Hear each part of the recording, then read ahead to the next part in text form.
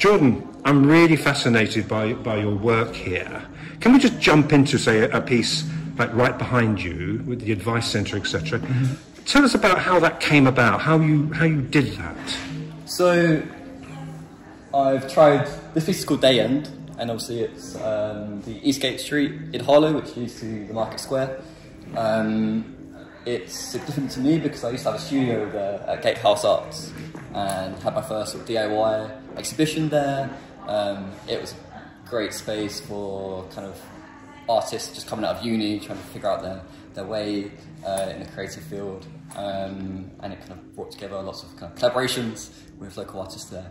And this part of Harlow is going through a lot of kind of regeneration period at the moment. So when you were at Burtmill School yeah. a few years ago, did you create work in that, not maybe that quality, you know, the year 7 pupil, like they did, but or was that your style very early on? I feel like I've always gone for quite a dramatic, kind of intense style, and I think I've always been really interested in identity and our place in, you know, our relationship to space and our kind of where we grew up and all that stuff. So. There's always been an interest in architecture and spaces like that, but they definitely weren't charcoal drawings. It was more, I was quite kind of linear with the way my approach to drawing. And who, may I ask, are your influences?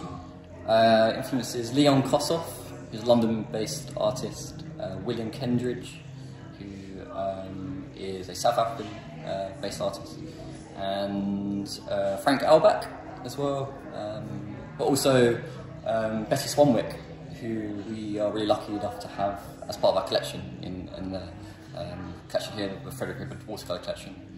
How long does it take you to do a work such as that?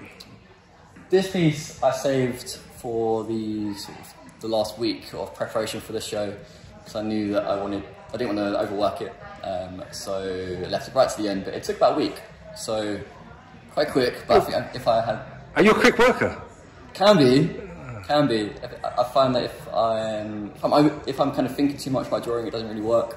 But if I've got a deadline or a kind of rush, if I've got to rush a piece, then I can be quick. And what feedback have you had having your work displayed here? It's been amazing, honestly, really incredible. Kind of really, there's been a thing of generations, like kind of people from different generations have really kind of found something here that they've resonated with, and it's brought along a lot of discussions about kind of memories of Harlow or growing up in Harlow.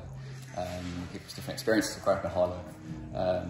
Because you just grow up in Harlow, don't you? Well, yeah. You could be, you know, I'm 61 and it's the 70s to me, and I didn't go, am I living in a post-World War II brutalist environment? No, I was just cycling to the athletics track, cycling to the town park, being at St. Mark's. But you do somehow capture something, don't you?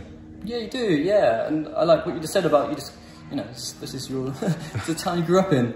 And it was only until I moved out of Harlow, went to uni in Norwich and London, that I started to realise how kind of unique Harlow is and how much of a kind of special is a rubbish word, but a special place it is, you know. So what next for you, Jordan?